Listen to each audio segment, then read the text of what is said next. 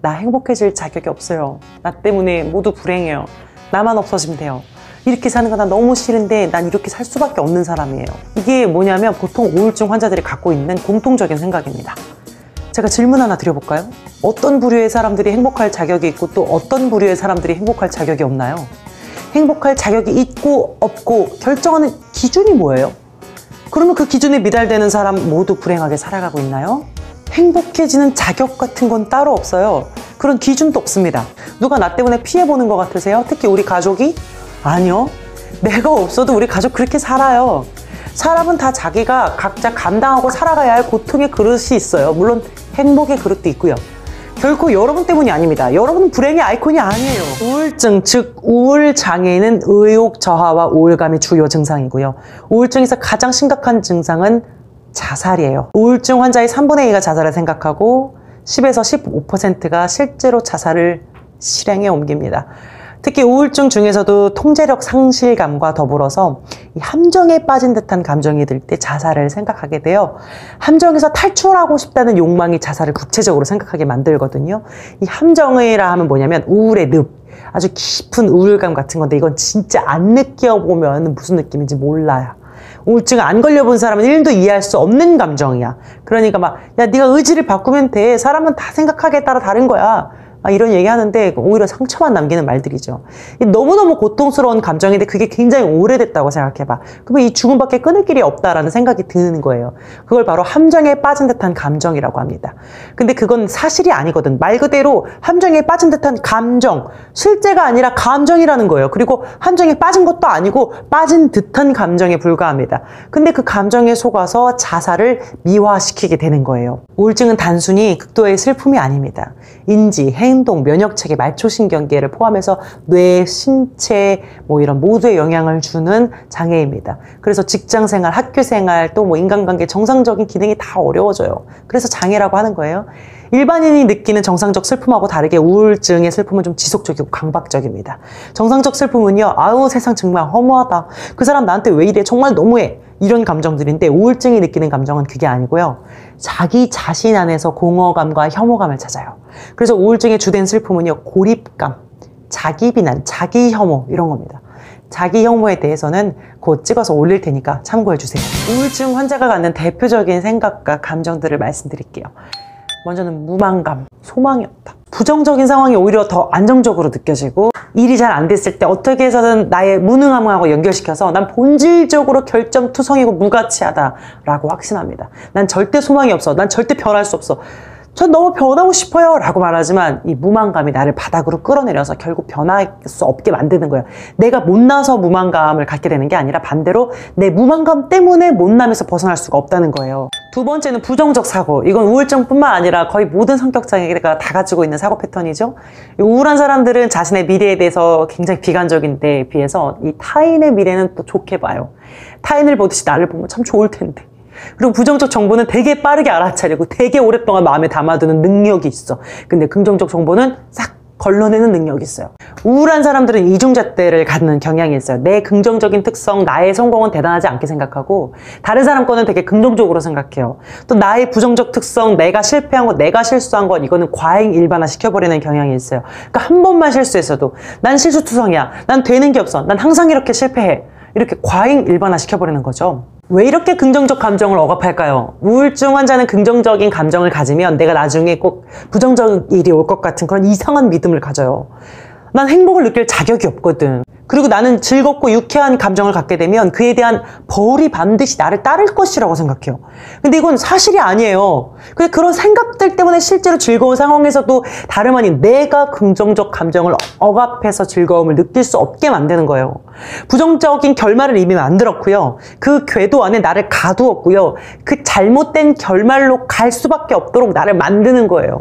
정말로 내가 행복할 자격이 없어서 불행한 게 아니라 본인 스스로 난 긍정적 감정을 느낄 자격이 없다. 긍정은 곧 불안한 것이라고 믿기 때문에 긍정을 두려워하는 거예요. 세 번째는 대인관계가 어렵습니다.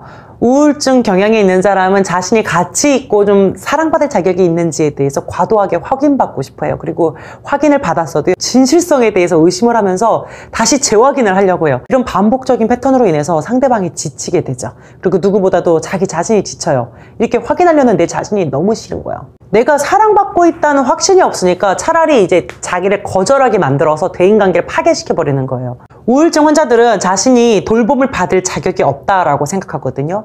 그래서 위로해주거나 격려를 하면 일단은 의심합니다.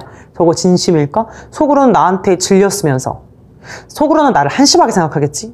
이런 생각을 하면서 위로나 사랑을 있는 그대로 좀 받아들이지를 못하는 경향이 있습니다. 이것은 수치심하고도 연결이 돼요. 우울증 환자들은 자신을 부끄러운 존재로 여기거든요. 그래서 자신을 공개적으로 잘 드러내려고 하지 않습니다. 심지어 상담사하고 대화를 할 때도 속으로는 내가 당신의 시간을 허비하고 있다고 생각하죠? 이런 생각들을 해요. 이거는 자기를 부끄럽게 여기는 수치심이에요. 제가 이제 메일 받을 때 유형이 딱 나뉘는데 엄청 미안하다는 말을 매번 보낼 때마다 하면서 얘기하는 사람들이 꽤 많아요. 나는 다른 사람을 힘들게 하는 존재야 라는 굳건한 믿음이 있는 것 같아. 그래서 그렇게 미안하다는 말을 하면서 자기를 막 깎아내리는 말을 같이 해요. 수치심에 대해서 스스로 이제 통제하려고 하는 거죠. 당신이 나를 부끄럽다라고 생각하기 전에, 당신이 나를 한심하다고 생각하기 전에 내가 먼저 나를 부끄러워하고 한심해 할 테다. 뭐 이런 겁니다. 실제로 제가 꽤 성실하게 답하지 않아요? 근데 항상 씹히는 건 저예요. 제가 했던 말들이 상처가 되었거나 아니면 제가 여러분들을 부정적으로 생각할까봐 미리 쉴드 치시는 거죠. 전혀 그러실 필요 없는데 제가 그런 걸 감당하지 못하고 이 사람 왜 저래? 이런 생각을 하는 사람이라면 그건 상담사로서의 저의 자질의 문제고 제가 나쁜 사람인 거예요. 이 일은 그럼 그만둬야 돼요. 저를 일반적인 유튜버 보듯이 보지 마세요. 상업적으로 하는 거 아니니까. 진심을 알아주셨으면 좋겠어요. 편하게 얘기하세요. 저는 결국에 통할 거라고 생각하면서 진실되게 하려고 합니다. 그 다음 절대 빠질 수 없는 완벽주의. 완벽주의는 우울증과 아주 깊은 관련이 있고요. 불안장애, 강박성, 사회불안장애 전부 다 깊은 관련이 있습니다.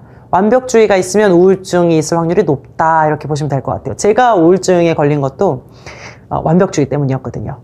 완벽주의는 좋은 완벽주의랑 나쁜 완벽주의가 있어요. 좀 전문적으로 말하면 적응적 완벽주의와 부적응적 완벽주의.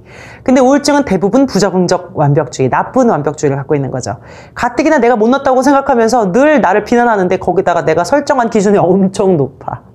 그러면 실패자로 살아가죠. 늘 좌절하고 늘 자기가 한심해 보이기 때문에 당연히 우울증 걸리는 거죠. 이 나쁜 완벽주의는 지나치게 비판적이고 남들이 보기에는 성공적이라고 할 수 있는 결과에도 만족을 하지 못해요. 그리고 만성적인 자기의심이 있습니다. 절대로 나는 이런 사람이면 안 돼. 그렇지만 좋은 완벽주의는요, 기준이 실제로 높긴 하지만 성취가 가능한 정도로만 높아요. 그리고 뒤로 미루지 않겠다는 의지, 보다 나은 자신과 사회를 위한 건전한 동기를 가지고 있는 완벽주의예요. 제가 나쁜 완벽주의에서 좋은 완벽주의로 고친 케이스거든요. 그래서 인생이 달라진 사람이에요. 진짜. 인간관계도 그렇고 일하는 것도 그렇고 스트레스에서도 그렇고, 그러니 뭐 건강상 문제도 당연히 줄어들고요. 일단 스트레스가 너무 줄고요. 감사하게 돼요. 완벽주의 고치는 거는 강박성 성격장애 치료편 영상 참고해 주시면 좋을 것 같아요. 그 다음은 반추입니다. 반추. 어떤 일을 계속 생각하는 거죠? 흔히 땅굴 판다라고 하잖아요. 부정적 생각의 늪으로 막 파고 들어가는 겁니다. 이거 우울증 환자가 거의 가지고 있는 아주 중요한 인지 과정이에요. 이 반추를 멈추려면 기분 전환이 제일 좋아요. 환경의 변화가 좀 있어야 반추를 멈춰요. 쉽게 말해서 당장 누구한테 전화를 해서 수다를 떨거나 당장 밖으로 나가서 쇼핑을 하거나 음악 듣거나 뭘 먹거나 보거나 기분 새롭게 할 수 있는 활동을 함으로써 반추를 멈추는 데 시도를 하셔야 됩니다. 일단은 우울증 환자는 당장 아무것도 못 하잖아요. 그래서 상담 치료를 받는 것이 좋습니다. 혼자서는 일어설 힘이 없기 때문에. 그래서 상담사도 우울증 환자를 만나면 이렇게 해보세요, 저렇게 해보세요 먼저 이렇게 말하지 않고요. 일단 수용합니다. 받아들여줘요. 격려합니다. 그게 최우선이에요. 심폐소생술. 그리고 그건 내가 나에게도 해줄 수 있는 거예요. 꼭 상담사가 아니어도 내가 나에게 할 수 있다고. 나를 위로하고 격려하는 목소리를 발달시켜야 됩니다. 어린 시절의 나에게 내가 스스로 부모가 되어서 동정해주고 돌봐주고 양육해주는 그런 치료 기법입니다. 어린 시절 나에게 한번 편지를 써보는 것도 좋아요. 비판적인 말이 아닌 따뜻하고 수용적인 양육의 말로. 실수하고 완전하지 못한 것이 당연한 인간의 속성이에요. 그리고 모든 인간은 다 불완전하고요. 크고 작은 고통을 경험하면서 살아가요. 그건 불변하는 진리예요. 인생이 원래 그래요. 누구나 부족하고요. 누구나 힘든 일이 있어요. 근데 어떤 사람들은 나의 불완전함이나 고통에 대해서 매우 자기 비판적입니다. 다 내가 못나서 그래. 내가 태어나지 말았어야 해. 이렇게. 그래서 먼저는 자신의 우울한 기분부터 일단 받아들여 주세요. 내 감정 상태를 무조건 비난하지 마시고 그대로 받아들이는 것. 나 우울해. 근데 그게 뭐 어때서 우울할 수도 있지? 하고 불쾌한 감정까지 그냥 격려해야 돼요. 이건 불쾌한 감정을 즐기라는 뜻이 아니에요. 받아들임, 수용한다는 건 고통스러운 감정을 일단 진정시키는 효과가 있습니다. 그 일이 잘 안 됐어. 그래서 난 쓸모없는 인간이야 라고 생각하고 그렇게 말하는 대신에 비록 이 일이 잘 되지는 않았어. 하지만 적어도 내가 시도는 했잖아 라고 그 일을 그냥 받아들이면서 스스로를 격려하는 거죠. 봐, 내가 또 이렇게 자기 비난을 하고 있잖아. 이런 말 대신 내가 다시 자기 비난을 하고 있네? 그걸 알아차렸으니 참 다행이다. 이렇게 좀 수용적으로 자신의 불쾌한 감정을 받아들이라는 겁니다. 또는 감각적으로 우울한 마음을 진정시킬 수 있습니다. 감각을 이용해서 유쾌한 환경, 음악, 향기, 음식, 촉감 이렇게 오감을 다 사용해서 기분을 전환시키는 것이 좋아요. 이거는 혼자서는 좀 시도하기 솔직히 어렵거든요. 가족의 도움을 받는 것이 좋습니다. 매일 저녁에 이제 누가 데리고 나가줘. 영화도 보러 다녀줘. 맛집으로 데려가서 먹여줘.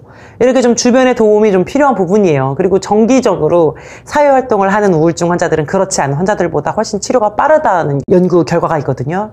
그러니 억지로라도 못해도 일주일에 한 번 정도는 사회적 활동에 참여할 수밖에 없는 그런 환경에 일부러라도 들어가는 게 좋겠죠. 그리고 빼놓을 수 없는 치료법이 운동이에요. 운동 소리 듣고 영상 끌 거예요? 좀만 들어보세요. 끄지 마.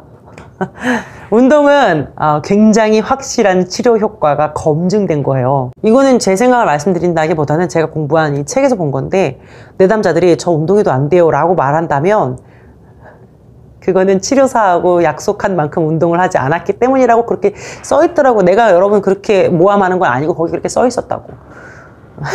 그 말은 곧 꾸준히 하면 정말로 어느 정도는 효과가 있다는 뜻이고, 어느 정도 좋아지게 되면 그 이상의 실천도 해볼 수 있겠죠. 일단 우울증 환자는 에너지가 매우 낮기 때문에 운동 처음 시작하러 나가는 것 자체가 엄청나게 힘들어요.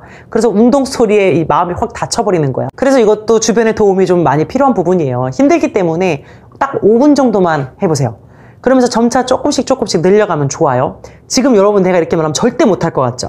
근데 이상하게 딱 5분만 매일 하다 보면 어느새 5분이 10분, 10분이 20분, 20분이 30분 이렇게 늘려갈 수가 있어요. 제일 적당한 운동 시간은 주 3회 이상 30에서 50분 정도 하는 거라고 해요. 적은 시간이라도 내가 전혀 아무것도 안 하는 것보다 낫다라는 마음을 가지고 일단 5분이라도 실행을 해야 돼요. 근데 중요한 건 뭐냐면 우울증들은 그 1분, 그 5분도 너무 힘들다는 거죠. 그럴 때는요, 아주 간단한 활동, 예를 들면 뭐 엘리베이터를 타는 대신에 계단으로 간다, 버스에서 내리기 한 정거장 전에 미리 내려서 다음 정류장까지 걸어간다, 이렇게 좀 일부러 운동하러 일부러 나가지 않아도 생활 속에서 움직임을 조금씩만 더 늘리도록 해보세요. 꾸준히 하시다 보면 분명히 기분 전환에 도움이 됩니다. 사실 우울증 상담 치료를 받아도 상담 시간은 일주일에 1시간밖에 안 되잖아요. 나머지 시간 뭐야? 다 내가 뭘 하면 어떻게 보내는지가 절대적으로 중요한 부분이에요. 이 상담사는 환자 상태에 따라서 지지해주고 코칭해주고 실천할 수 있는 뭐 동기부여를 해주는 거지 새 사람으로 싹 바꿔주는 창조자가 아니에요. 결국 실천은 내가 하는 겁니다. 근데 이 우울증은 고칠 수 있거든요. 우울증은 불치병이 아니라는 거죠. 경우에 따라 난치 우울증을 겪는 사람들도 있긴 한데요. 그것도 난치지 불치가 아니라는 사실을 꼭 기억하시고 희망을 가지시기 바랍니다. 10명 중에 1명이 걸린다는 아주 흔한 질병이에요. 너무 절망적으로 생각하지 마시고 낫는다는 상상만 하시면 좋겠습니다. 오늘 영상도 도움이 되었다면 구독과 좋아요를 눌러주세요. 웃긴 데 따뜻한 상담사 오따였습니다.